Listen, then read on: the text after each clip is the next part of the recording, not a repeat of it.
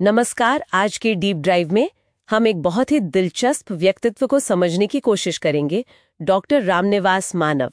जी। हमारे पास सुनील कुमार जी के शोध प्रबंध के कुछ अंश हैं और मकसद है डॉक्टर मानव की जो इतने सारे रूप हैं, लेखक, संपादक, पत्रकार और भी बहुत कुछ, उन्हें जानना। हाँ, और ये शोध उन्हें न सिर्फ हरियाणा बल्कि राष्ट्रीय स्तर पर एक स्थापित साहित्यकार मानता है। उनका मूल सिद्धांत था सर्वजन हिताय। स्रोत उन्हें बहुमुखी व्यक्तित्व और बहुआयामी प्रतिभा का धनी भी कहता है। बिल्कुल, ये अपने आप में एक बड़ी पहचान है। तो कहाँ से शुरू करें? सबसे पहले साहित्यकार वाले रूप से। हाँ, वो शायद उनकी सबसे जानी पहचानी पहचान है। स्रोत कहता है कि उन्हें राष्ट्रीय और अंतर्राष्ट्रीय दोनों स्तर पर ख्याति मिली। और अनुभव कुछ 66 साल का बताया गया है। जी हाँ, 66 साल, मतलब लगभग पूरी जिंदगी उन्होंने साहित्य को दे दी। और लिखा भी कई विधाओं में, कविता, गीत, गजल, दोहा, हाइकू, बाल गीत, लघु कथा भी। हाँ, लघु कथा। स्रोत में राज्य कवि उदय भानु हंस का जिक्र है कि लघु कथा और समकालीन हिंदी कविता में उन्हें खास शोहरत मिली। बिल्कुल, और एक बहुत अहम बात यह भी है जो शोध बताता है कि हरियाणा के समकालीन हिंदी साहित्य पर पीएचडी और फिर डीलिट करने वाले वो पहले शोधार्थी थे। अच्छा, तो मतलब उन्होंने सिर्फ लिखा ही नहीं बल्कि अकेडमिक तौर पर भी उस साहित्य को स्थापित करने का बीड़ा उठाया। जी, और उसे राष्ट्रीय फलक पर लाने में मदद की। चलिए साहित्य से आगे बढ़ते हैं। संपादन के क्षेत्र में उनका कैसा काम रहा? स्रोत कहता है गद्य और पद्य दोनों पर बराबर पकड़ थी। हाँ, और ये सिर्फ कहने की बात नहीं। जैसे पंजाबी संस्कृति पत्रिका थी, उसके लघु कथा और दोहा विशेषांकों का उन्होंने सौजन्य संपादन किया।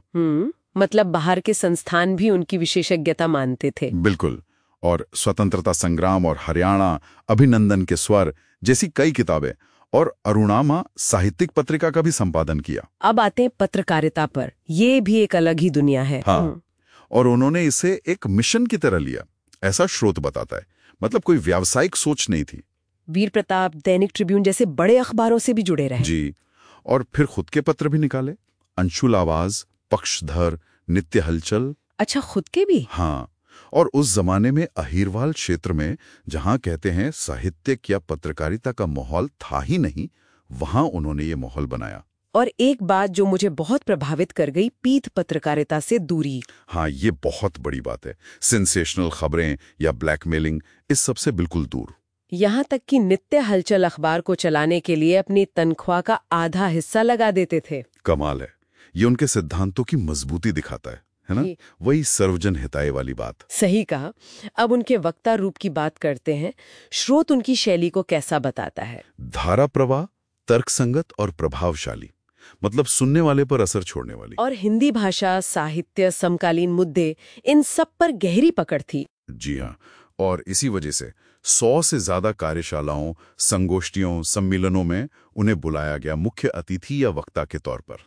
स्रोत में एक पीएनबी बैंक मैनेजर का उदाहरण भी है कि लोग हर बार उन्हीं का लेक्चर सुनना चाहते थे। हाँ, मतलब उनकी डिमांड बहुत थी। कहते उनके बिना कार्यशाला अधूरी लगती थी। वाह, ये तो उनके ज्ञान और बोलने की कला दोनों का सबूत है। बिल्कुल, और इसी से जुड़ा है उनका शोध निर्देशन का काम। हाँ, ये भी बहुत महत्वपूर्ण है। जैसे हमने पहले कहा, वो खुद पहले शोधार्थी थे, हरियाणा के समकालीन हिंदी साहित्य पर पीएचडी और डीलिट करने वाले। और उन्होंने सिर्फ खुद शोध नहीं किया बल्कि दूसरों को भी करवाया।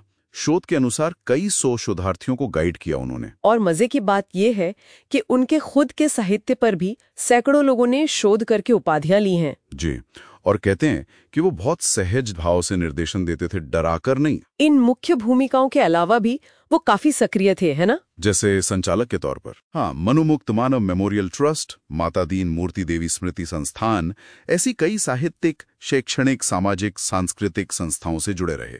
और एक जागरूक नागरिक और जनसेवक के तौर पर भी। बिल्कुल, हिसार की नागरिक परिषद के संस्थापक अध्यक्ष थे।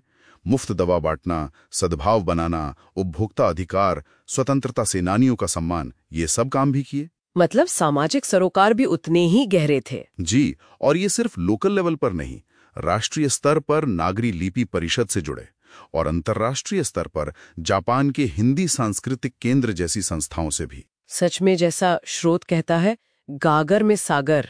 हाँ, बिल्कुल वही बात है। साहित्य, संपादन, पत्रकारिता, शिक्षण, शोध, समाज सेवा, कोई क्षेत्र छोड़ा नहीं और हर जगह अपनी छाप छोड़ी। उनका पूरा जीवन जैसे सर्वजन हिताय और सत्य के पक्ष में खड़े रहने का एक उदाहरण है। सही कहा। निष्कर्ष तो यही है कि योगदान बहुत बड़ा और विविध है। और यहीं पर स्रोत एक सवाल छोड़ जाता है सोचने के लिए। हाँ, वो सवाल ये कि इतनी छोटी सी जिंदगी में कोई इतना सारा और इतना विविध काम कैसे कर सकता है? और क्या हम आज उनकी इस पूरी विरासत का सही सही मूल्यांकन कर पाए हैं? ये वाकई सोचने वाली बात है कि एक व्यक्ति इतने अलग अलग किरदारों में इतनी गहराई से कैसे जी सकता है और उसकी असली देन को हम कैसे आंकें। शायद इसका मूल्यांकन होना अभी बाकी है।